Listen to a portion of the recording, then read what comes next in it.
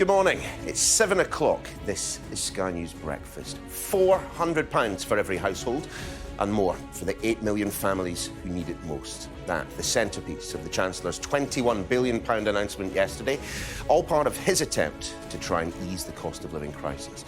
The help has been warmly received, but there has been some criticism over how it will be paid for, in part by a windfall tax on oil and gas companies. In just a moment, I'll be joined by the Chancellor, Rishi Sunak, and later in the programme, we'll be hearing from his Labour opposite number, the Shadow Chancellor, Rachel Reeves. It is Friday, 27th of May. Help for struggling families as the Chancellor moves to tackle the cost of living crisis. Every household will get £400, with more for those on the lowest incomes. I'm in York to find out what sort of impact it's going to have on people. Here in Texas, police say they will investigate their own response time to the shooting which killed 19 young children. And as they do, up the road in Houston, the country's biggest pro-gun lobby will hold its annual convention with special guest Donald Trump.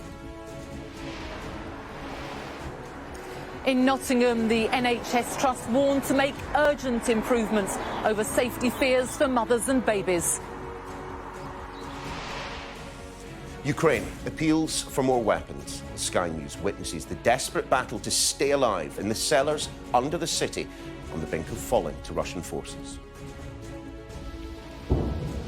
This has been going on all morning. There are lots and lots of residents still living here.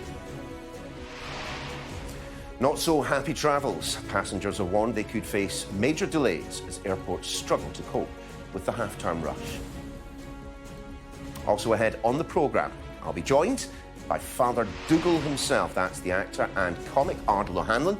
He'll be speaking about his new novel set on the Irish border during that uneasy transition to peace.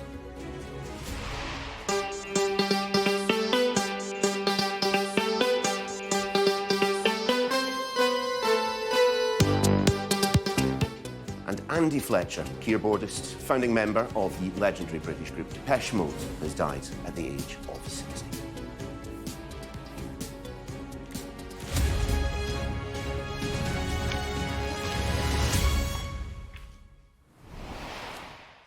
Morning all. As the cost of living continues to soar, the Chancellor has made a significant intervention to help struggling families. Rishi Sunak unveiled a new set of measures, including a one-off payment of £650 for 8 million households. It will be paid for, in part, by a U-turn over a windfall tax on oil and gas companies. Let's take a look at some of the key announcements that emerged from the Chancellor yesterday. A rebate on energy and gas bills for every household will be doubled from £200 to £400. Another big change, of course, it won't now have to be repaid.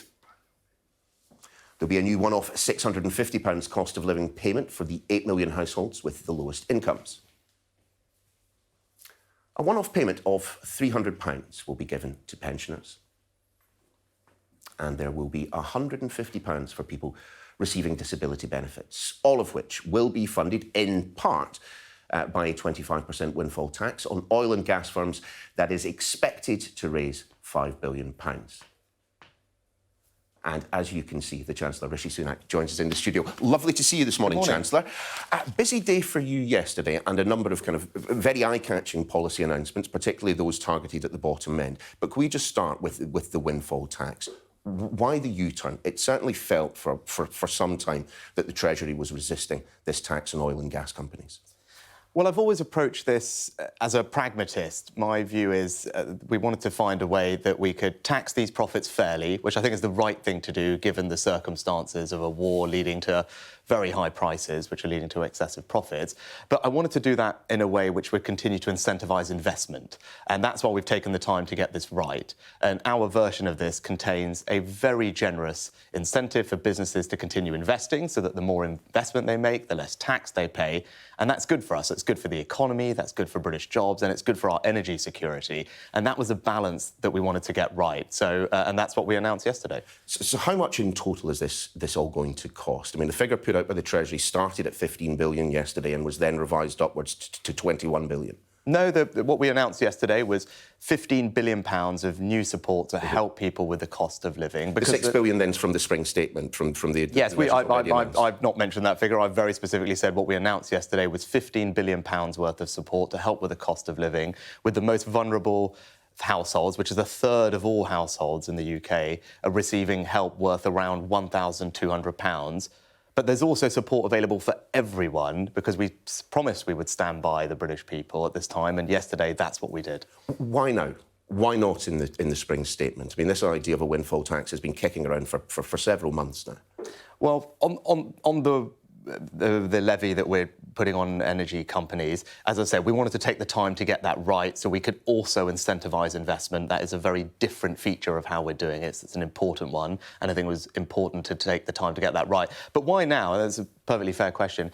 I've always been consistent, and I've said since the spring, earlier in the spring, that I was prepared to do more, and we would do more, but it was right to wait until we had some more certainty about what would happen to energy bills in the autumn. They're the biggest driver of the increase in the cost of living. If I could just finish, they're the biggest driver of the cost of living. Yeah. And it wasn't until this week we heard from Ofgem, who are the regulator that sets those prices, that we now have a bit of clarity about that, and that meant I could size the support appropriately. Yeah, OK, but the Office for Budget Responsibility pointed out in the spring statement that the energy cap could be rising by October to £2,800. Yeah. I mean, the information was already there. No, and the key thing is could. And the Office for Budget Responsibility are not the independent regulator that set the energy price cap. They're one of many people who have a view on what it might have been. And the reality is the price cap is set over a period from February through to the summer. So it simply isn't the case that anyone had any good idea about what it was at the beginning of that period. Now we're further through, we do have a good idea. We heard from the regulator on Tuesday, I think it was, from Ofgem, and we've acted, I think, quite quickly in making sure that we can provide support and give people reassurance. Do you understand why several of your colleagues, and quite high-profile colleagues, have suggested that this is not a particularly conservative announcement? I mean, you had the head of the IFS quoted in the Times today saying that Gordon Brown would be pleased with this particular announcement, given how redistributivist it is. Well, I think when we're dealing as a country with the type of challenge that we now face with inflation running where it is, I think the right response from a compassionate Conservative government is, as we have done by the past 2 years, to stand by people at a time of need. And that's why it's particularly important that those most vulnerable get the most support. That's what you saw yesterday. But we also recognise that with bills going up on this scale, everyone is going to feel the pinch, and that's why we wanted to make sure that there was support available for everyone on a more universal basis, £400 this autumn on top of the £150 council tax rebate that has already gone in place. You know, I think that's the right balance, but we've also done it in a responsible way by helping to raise money to pay for some of the measures. Of course, this not being a budget, we didn't have the kind of the detail that you might usually get. The Office for Budget Responsibility hasn't been able to go through it. So some specific questions on costing that you, I presume, will have done. What effect does the Treasury think that this will have on inflation? Well, as you said, that will be a matter for the Office for Budget Responsibility. But you must have done your own when costings. They do their formal independent review and analysis of the things. You know, our estimate, in my view, is that it will have a minimal impact on inflation, and that's for two... What do you mean by minimal?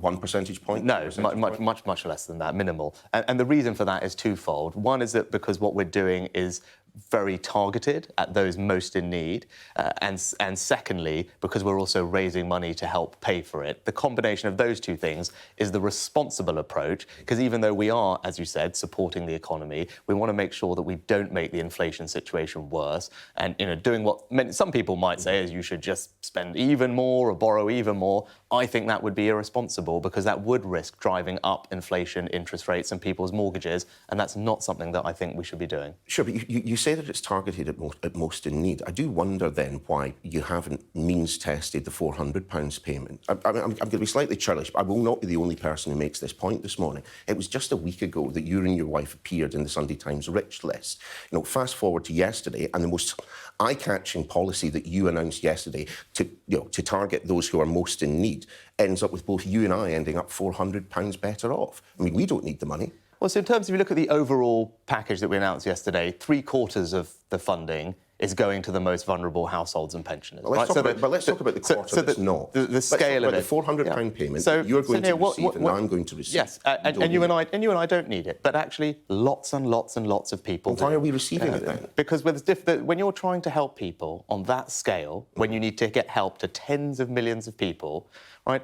Actually, you've got a choice. How best can you deliver that? And the reality is, when you're talking about that number of people, there really aren't many ways to do it. And we wanted to make sure that this was as universal as possible. We had another alternative of doing that, which was a council tax rebate, which is where you can try and exclude people right at the top in very large houses. But you know what? We tried that. And we tried to do it with a discretionary fund, and it's worked reasonably well. But there are lots of cases of people who will say, hang on, I happen to live in this, expensive-looking house or in a high council tax ban house, but I need help too. So actually, this being universal means that we avoid all of those problems and really do get help to everyone who needs it. And you, like me, if I'm sure like me, you can also give that money to charity if you don't need it. That's great, which is great. But, it strikes me that rich people didn't get rich by handing back free money that they received from the government. It's good for you that you're going to donate it to charity. I'll wager most people who receive it won't. I'm sure you will and set an example. But as I said, if I think it's incumbent on someone to say, well, here's the alternative. How else would you get the support to those on middle incomes who are working hard, who do feel they need support? And I hear a lot from them every week, just because they're not on benefits or they're not pensioners. They still actually think this is tough for me. It's a £1,200 increase in my energy bill. It's right that the government's on my side, and I do want to be on the side of those people. If there's another way to help those people whilst figuring out the smaller minority of very wealthy people who don't need it, I would be very open to it. But actually, when you're trying to deliver support in my job practically to tens of millions of people, you've got to just figure out how best to do that, and I do think this is the right way. What of the electricity generators? A lot of people were suspecting that they may well have been included in the windfall tax. They weren't. I'm just trying to understand why. Well, what we said, if you look at the language I use, and I was very precise about this, it is the case that there are, we think, extraordinary profits being made in that sector as a result, again, of elevated gas prices because of the war in Ukraine. But what we want to do, and we are going to do urgently, is understand the scale of those profits and then decide on the appropriate next steps. So they're going to have to cough up at some point, just not yet. Well, we do have plans in place to reform that market. So other countries in Europe, like France, Italy, Spain, Portugal, Greece, have all taken steps to reform that market, to correct that. Now, we have a plan to do the same thing. So what we're sitting down now is figuring out, well, how quickly can that be put in place? And in the interim, what would be the appropriate steps? Just one final question on what we had yesterday in terms of pensions and benefits. If inflation gets to 10% or even higher, what is your estimate of how much more we will be having to pay in terms of pensions and benefits? Ed Conway did a little bit of a kind of a back of a fag packet calculation yesterday, and he came up with a figure, we can bring it up here, of around about £25 billion worth of additional expenditure. Is he in the ballpark? Well, actually, you talked about the Office for Budget Responsibility, who are our independent forecaster. In the spring statement, they have already included the impact of pensions and benefits next year going up by a relatively large amount relative to inflation. Is that figure in the ballpark? I mean, it's not a figure I precisely recognise, but actually the numbers that we have do assume that happens, and that actually should give people reassurance that next year, actually, their pensions and benefits will be rising well in excess of what inflation is currently forecasted to be. The support we've provided yesterday will help bridge people from here to there, and I think it will be very significant, it's meaningful, and will make an enormous difference, particularly to those most vulnerable in our society. I bet you thought you were going to get through an interview without talking about parties in Downing Street, but I'm afraid we have to.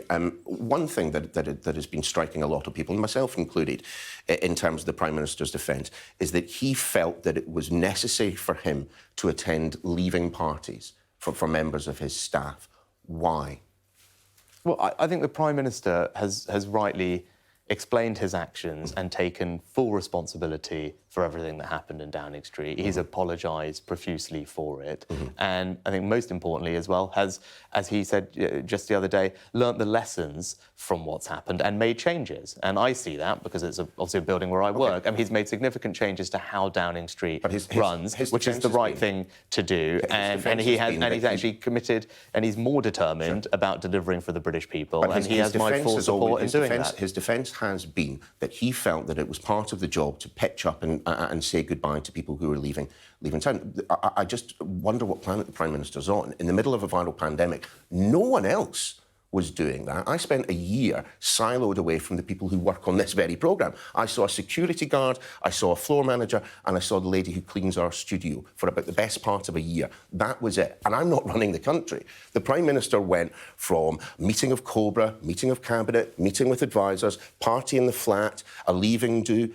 I mean, this was at a time of a viral pandemic. Why was the Prime Minister putting himself in harm's way in that fashion? Well, these matters have all been now fully looked at by both Sue Gray independently and also by the police. They've reached all their conclusions. The Prime Minister's apologised and made a statement and, importantly now, made changes in how Downing Street runs. I do think that's the right approach, and he has my full support in carrying on now and delivering for the British people. Rishi Sunak, good to have you in the studio. Thanks for joining us. Let's have a quick look at the papers, and as you might expect, plenty of coverage about the Chancellor's announcement yesterday. Well, after that cost of living help package announcement in the Commons, the Eye's headline, every home to get £400 cut in energy bills. The Metro puts it thus, I think the Chancellor will be pleased with this one, Rishi to the rescue. Well, maybe not the last two words, at last. The Express reads, Rishi's £1,200 boost for 8 million people. And the Telegraph leads with Mr Sunak's claim that the Tories are now a party of big spending and generosity. Similarly, the Mail calls the plan a splurge. While the Mirror puts it pretty straightforwardly, about time, Rishi. But the Guardian says that Mr Sunak finally bowed to months of pressure over the cost of living crisis after a bruising week for the government. Their words. Well, let's stick with those cost of living measures announced by the Chancellor, Sky's Fraser Mode, joining us from York Market. Good to see you this morning, Fraser.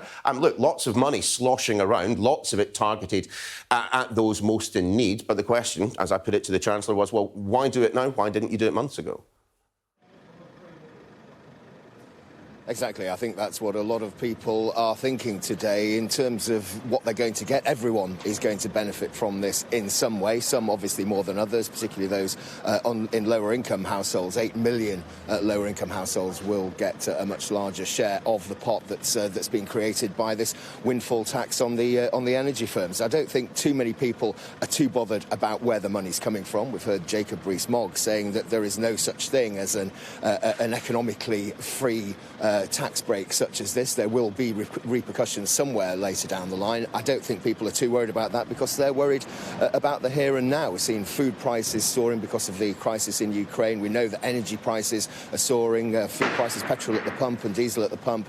Those costs are going through the roof as well, and everybody is beginning to feel the pinch. The amount that people are spending on their energy bills, it was the highest since the 1950s up until these measures were introduced. Now they've been introduced, it's still the highest since the 1980s, and people are still concerned about what that's going to mean further on down the line. The energy cap has been increased. It's possible that that could be increased yet further as we move towards the latter part of the year and into the area where people do need those fuel, the help with the fuel costs even more. In terms of what people are going to do with this, it's been done on a universal basis, as Rishi Sunak was explaining to you earlier. He said that seemed to be the fairest way to do it. They were thinking about trying to do some sort of means-tested system based on council tax and so on.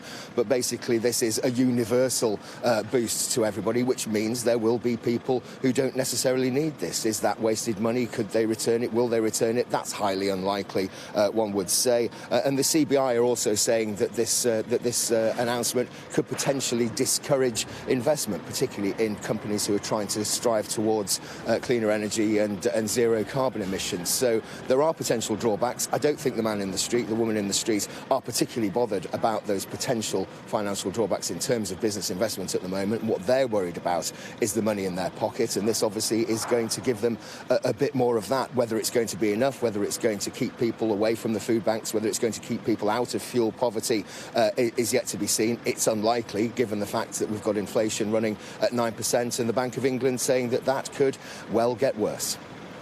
Fraser, for now, thanks very much indeed.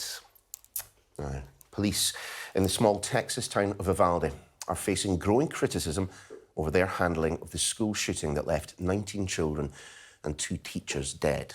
It's emerged that the gunman entered the school without any confrontation with the authorities and was inside for as long as an hour before police stormed in, despite appeals from bystanders to go in soon after the shooting began. This comes as the biggest US gun lobby, the National Rifle Association, has vowed to press on with its annual meeting in Houston, roughly a 4-hour drive from Uvalde. Mark Stone has this report. In the quiet heart of a small town ripped apart, there are now 21 crosses. Hearts, Father, allow the Uvalde be back to normal, where they can trust a good God, because you are a good God. And a faith that must now carry a broken community. And we believe that Uvalde is destined to be a city of glory. Among them, parents who know it could have been their children. And then how do you explain all this to them? Over the street, in the calm of his office, one among so many who witnessed such horror. This photo here was you. Was this yesterday? That was this morning. This morning. And what was happening here? It was just a tough time. A moment. Mm-hmm. Eulalio Diaz is the official whose job it became to identify the young victims. This is not normal life. This is not the way it's supposed to happen. My job is to be a corner for the county when it's needed, but never for 21 people that were massacred at a school. That's not what I signed up to do. That's not what I expected to do, but I have to do it. Alongside all the grief are the questions about guns and the gunman, of course, but the police response to and security at the school. He walked in unobstructed initially. So from the grandmother's house to the bar ditch to the school, into the school, he was not confronted by anybody. Officers revealed the school's back door might have been unlocked. For the families who pleaded with police to go into the school as it all unfolded, they have promised a full investigation. And now, tragedy upon tragedy. Irma Garcia was one of the 2 teachers shot with her pupils. Her husband, Joe, has since suffered a fatal heart attack. They were high school sweethearts and married for 24 years. They leave behind 4 children. Mark Stone, Sky News in Texas. Coming up on the programme this morning, as the Chancellor sets out his plan to ease the pressure on households, I'll be speaking to the Chief Economist at the Resolution Foundation think tank about whether the measures will be enough. Also this hour, I'll take a look at how the current monkeypox outbreak may have originated. We'll be speaking to an expert in biodiversity. And in the next hour, having heard from the Chancellor, we will be hearing from his opposite number, the Shadow Chancellor, Rachel Reeves. But let's take you through some of the day's other headlines now. And 6 soldiers have been arrested on suspicion of conspiracy to supply drugs and money laundering offences. The Irish Guard soldiers, whose headquarters are in West London, were arrested in an operation led by the Royal Military Police. The Ministry of Defence says those involved will not be taking part in the Queen's Platinum Jubilee events. The last remaining COVID restrictions in Wales are expected to be lifted from Monday.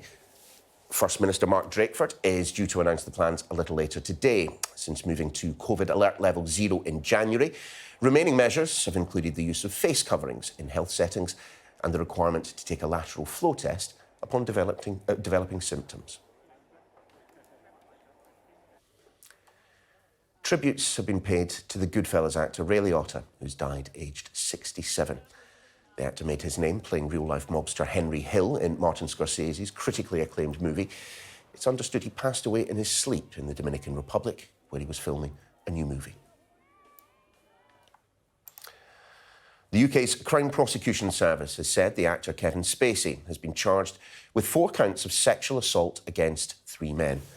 The alleged incidents took place in London between March 2005 and August 2008, and in Gloucestershire in April 2013. Now, the healthcare regulator has issued a safety warning to an NHS trust embroiled in a scandal over baby deaths. The Care Quality Commission told Nottingham University Hospital's NHS Trust it must make significant and immediate improvements to its maternity services, as it admitted women and babies may not be safe. Our correspondent Emma Birchley is at Nottingham City Hospital for us this morning. Good to see you, Emma. Just explain exactly what this intervention by the CQC practically means for the hospital. Well, it's hugely concerning, that's for sure. It follows unannounced visits by the health regulator in March, and they found that yet again the maternity services being offered are inadequate, and that while staff are working hard, there are simply not enough of them. They are not always well enough trained, and this is an absolutely key point, that mothers are not being checked often enough to make sure that their condition isn't deteriorating. And all of this follows the announcement last night that the senior midwife, Donna Ockenden, had been appointed to lead a brand new inquiry into exactly what has happened here. Hundreds of families have come forward with complaints. Dozens of babies are known to have died or been left seriously injured.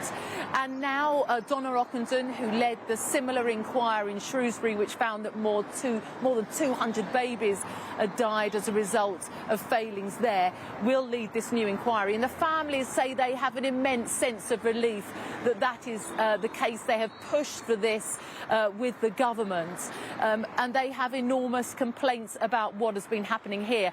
Another review, which happened last summer, which was still underway, has now been stopped. So the families will be hoping that they finally get the answers that they want. They certainly will. Emma, for now, thank you. Ukraine's President Volodymyr Zelensky has warned in his address last night that the current offensive by Russia in the Donbass could make the region uninhabitable. He also called the killings of civilians a clear policy of genocide conducted by Russia. From the city of Severodonetsk, our special correspondent Alex Crawford reports.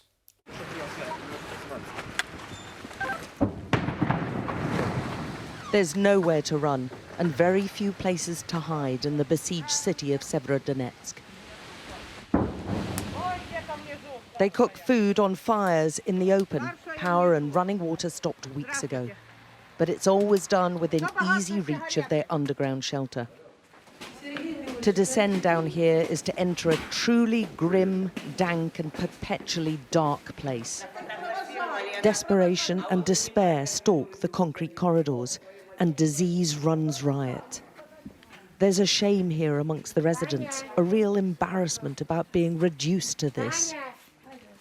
There are nearly 100 people living on top of one another, 20 feet underground, the only place they feel offers them some chance of survival from the bombings above. They've had an outbreak of tuberculosis. People have caught pneumonia in here. Hygiene's obviously extremely hard in these terribly cramped conditions, and we hear constant coughing and retching. Sheets of cardboard are used as separation, but they offer scant privacy. And all this is all they have salvaged from their lives. Из-за температуры, потому что он лекарств как-то толком нету, вот и повыезжало много людей. А сколько людей уже заболели? Да лучше послушайте сегодня ночью. Мы все тут болеем. Life has a post-apocalyptic feel about it down here, but still some display a steely determination to come through this. I must survive. I don't think about those shellings, bombings, explosions, and so on and so forth.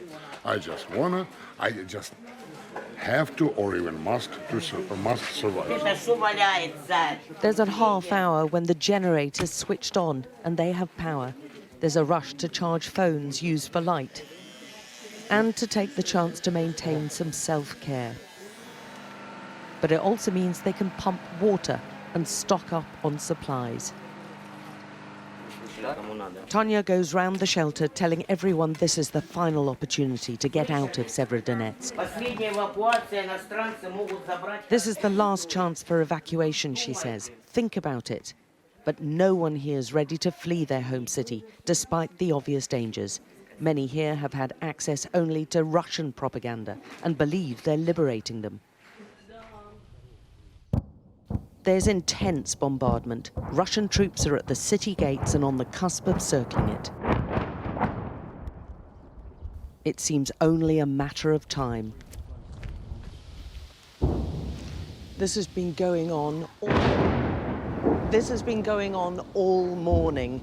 There are lots and lots of residents still living here, a lot of them old people, and having to run in and out of this just to cook or to fetch water. It is relentless. They were shelling this area. The Russians are bombing street by street in their efforts to capture this city, blasting houses and homes which stand in their path. They have the momentum now. And the destruction is immense. Taking Severodonetsk would mean the whole of the Luhansk region falls to Russian control. Maria and Ivan have lived here all their married lives. Now they're outdoor kitchens amongst the world's most dangerous. They've just got food scraps and blame both sides for targeting civilians. Вот ехала машина с хлебом, стали военные, нехер сепаров кормить. Развернули. Ну перестань, иди. Такая народный герой Украины, я мою, это же вообще. Then you come back, just. Это может сюда. Come on, says Maria. This is so hard for the elderly who don't understand why there's a war over Donbass at all. Maria urges Ivan to clear space for us to shelter. They're more worried about our safety. This is what their days are like now, dodging explosions and separated from their grandchildren. And they feel they've been badly let down by their city leaders.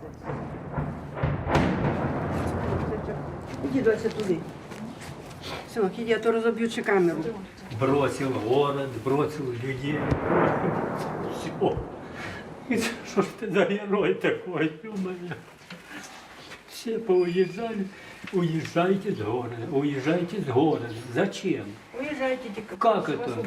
Вас убьют. Да что ты за отец такой? So far they've been lucky, but they've come close. But the real hurt is in the family separation. Хоть тяжело, говорю, я дождусь, вот все равно всех дождусь и всех увижу. Может, перед смертью, но все равно увижу всех. The city already looks smashed to pieces, but there are thousands of civilians still inside, and the Russians show no signs of stopping their barrage yet. Alex Crawford, Sky News, inside Severodonetsk in the Donbass, eastern Ukraine.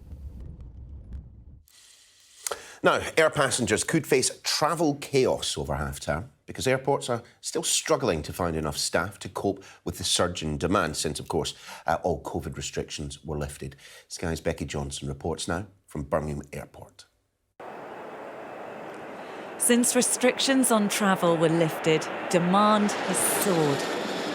Terminals have been filling up with passengers keen to go on holiday. It's nice to get away for a change. We haven't been away since before COVID. Yeah, of course, everyone wants to get away. Airports have struggled with the numbers of people. Have your boarding passes ready just to scan? Thank you. At times, there have been queues out of the doors. The main issue, a shortage of staff. Now, half-term and the bank holiday weekend will be the next big tests. For the first time in more than 2 years, passenger numbers are starting to resemble what they did before the pandemic. But that's bringing its own set of challenges. Almost half the staff here at Birmingham Airport were made redundant during the pandemic. Now passengers are back. They've struggled to recruit quickly enough. For a period of time, we haven't been an attractive industry for people to feel safe to come and work for us because what happens if it happens again? Now, a few months in, people are wanting to apply and work for us, and we're seeing lots of people being recruited. Unfortunately, to do security clearance takes time. It can take up to 2 months to get security clears before we can really start training these people. Can you get your passports and boarding cards ready, please? It means everyone's working overtime. including the chief executive. 3 a.m, come along, join the team in security, so I'm there helping out loading trays. And it could be like this for months. We expect the summer to be really busy. We'll be largely back in where we want to be through the middle of August. In terms of getting ourselves back to normal fully, will probably be September, October, but that shouldn't deter anybody from travelling through Birmingham Airport in the meantime. The plea to passengers is come prepared to be patient as an industry grounded for so long gets going once again. Becky Johnson, Sky News, Birmingham. Some sad news, this. Andy Fletcher, Fletch as he was better known, keyboardist and founding member of the legendary group Depeche Mode, well, he's died at the age of 60.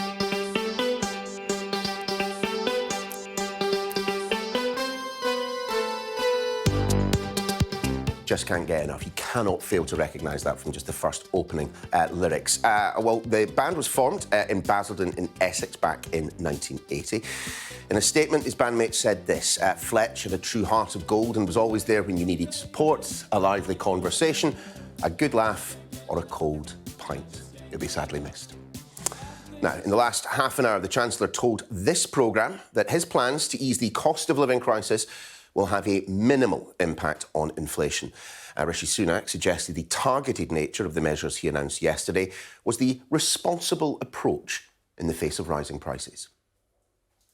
That will be a matter for the Office for Budget and Responsibility. But you must have done your own when costings. they do their formal independent review and analysis of the things.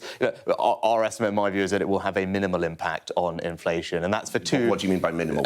One percentage point? No, much less than that. Minimal, and the reason for that is twofold. One is that because what we're doing is very targeted at those most in need, and secondly, because we're also raising money to help pay for it. The combination of those two things is the responsible approach, because even though we are, as you said, supporting the economy, we want to make sure that we don't make the inflation situation worse, and doing what some people might say is you should just spend even more or borrow even more. I think that would be irresponsible, because that would risk driving up inflation, interest rates and people's mortgages, and that's not something that I think we should be doing.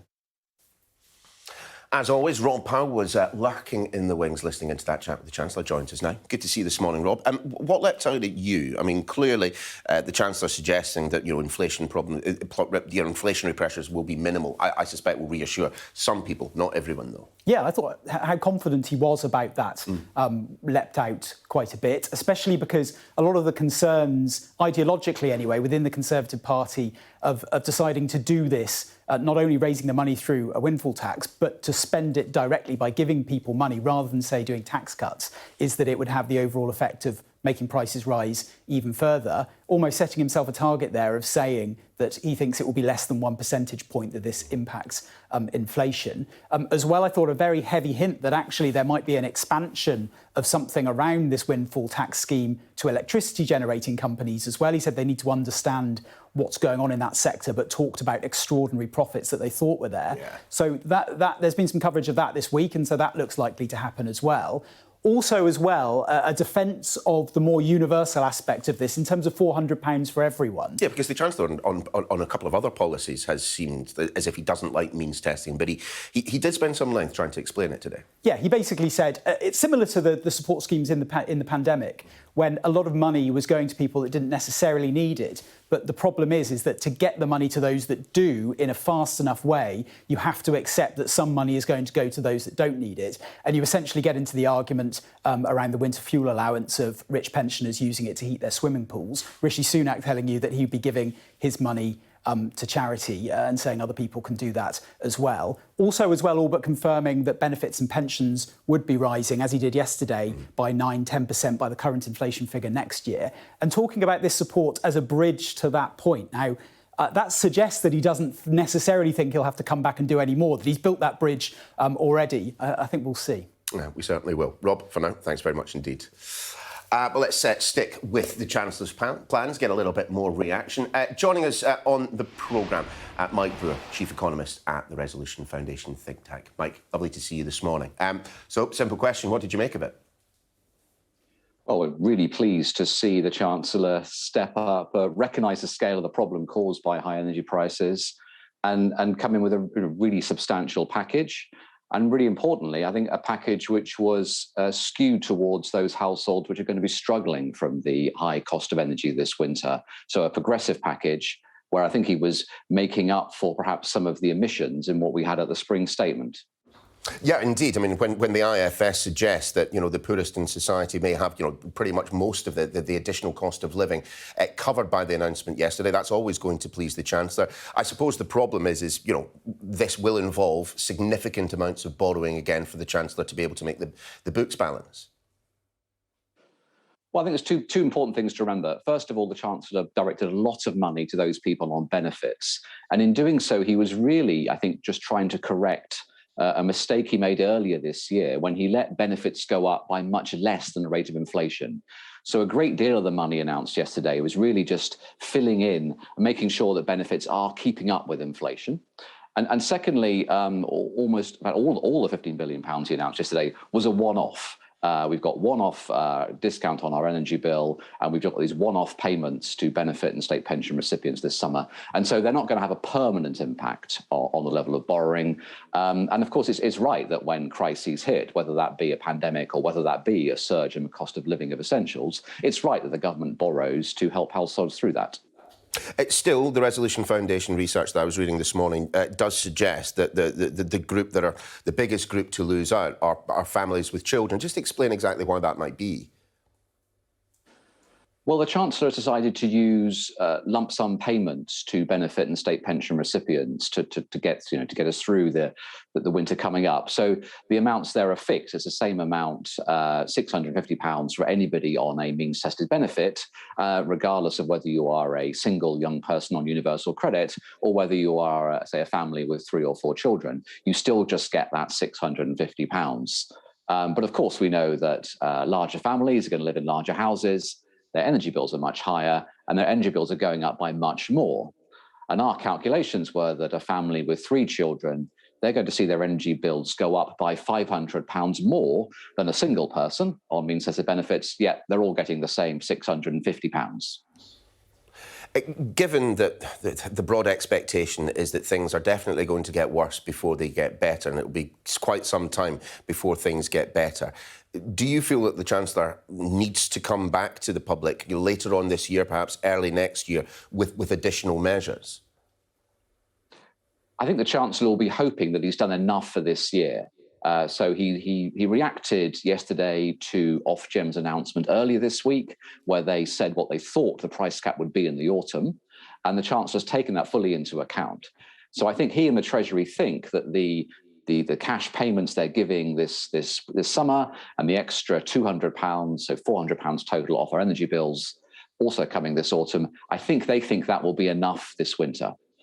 Crucially, also, the Chancellor did confirm that in April, he will increase benefits and the state pension in line with the usual rules, and that means a really large increase of 9%.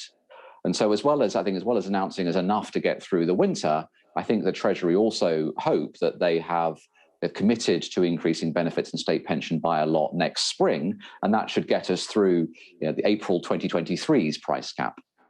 So, of course, right now is an incredibly uncertain and volatile time, but given the latest forecasts of energy prices, I think the Chancellor is hoping he's done enough to get us through at least until next spring. Mike, just a final kind of reflection on the tone that we had from the Chancellor yesterday. A number of Mr Sunak's colleagues, even publicly, are suggesting that the measures as announced were not particularly conservative. I understand that that's not your priority. You want to see people at the bottom end of society getting as much help as is possible. But do you perhaps see the truth in that characterisation? Say about the Chancellor is that when he does take measures, he does tend to go big. We saw that, of course, in the pandemic, where he announced the most dramatic scheme that the country's ever seen in terms of subsidising people's incomes in the job retention scheme. And he spent hundreds of billions of pounds supporting the economy there. So I think the Chancellor has recognised that it just would not be sustainable to let people slide into debt and destitution this autumn and winter. And he's responded to the incredibly unusual times we find ourselves in. Mike Brewer from the Resolution Foundation. Great to see you this morning. Thanks very much for joining us. Still to come on Sky News Breakfast, we will be taking a much closer look, of course, at the current outbreak of the monkeypox virus, where it started, how concerned you should be, and, of course, continuing to reflect on the Chancellor's statement at the dispatch box yesterday. Does it help you? Did you want more? Get in touch. We'll see you after this.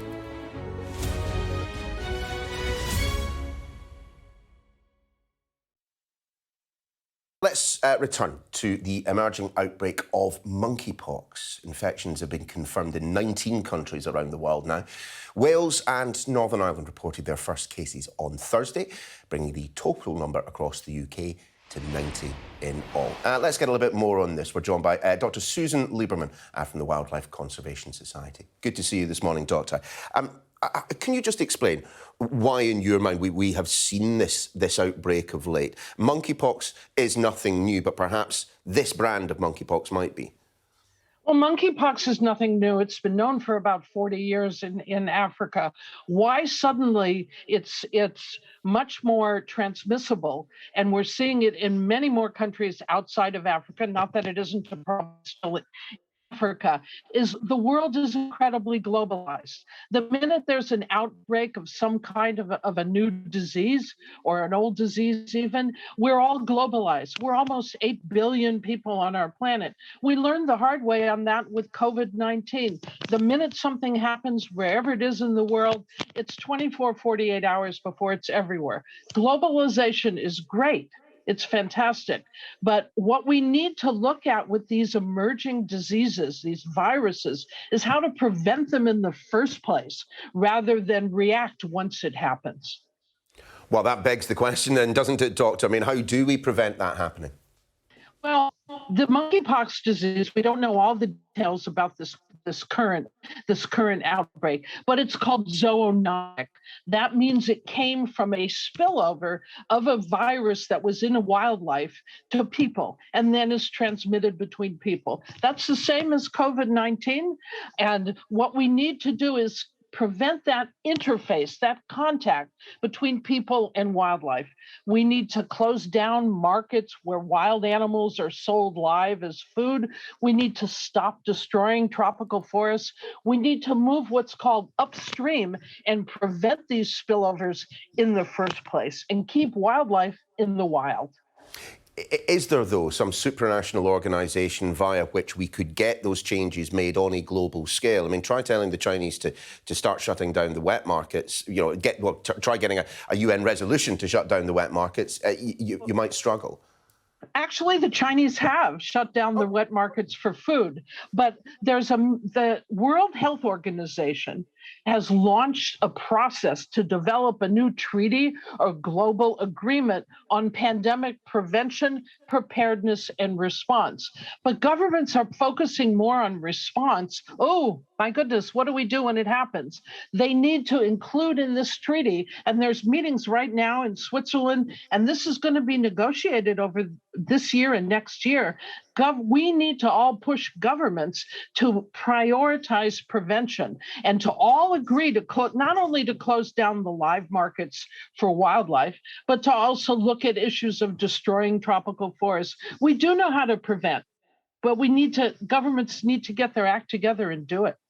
They do. Dr. Lieberman, just a final word from you, and briefly if you can, because we're just about out of time. Reassure those of us who see the word monkeypox on their screen and immediately panic. Just provide some level of reassurance if you can. Don't panic. First of all, don't panic.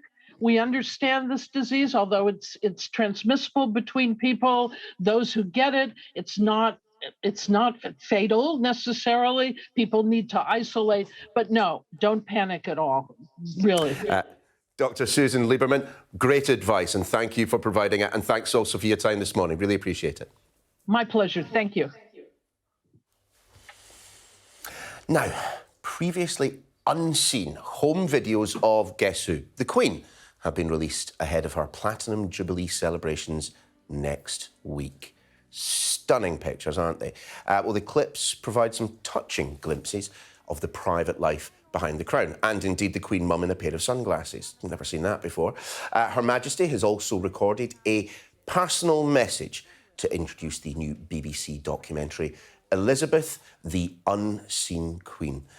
It is quite something when you look at these faces that you have known all your lives, all of our lives, but back then, in the dress uniform as well. Yeah, the Queen's father there, of course. We'll have more on that in the next hour of the programme. And indeed, we'll have much, much more in terms of reaction.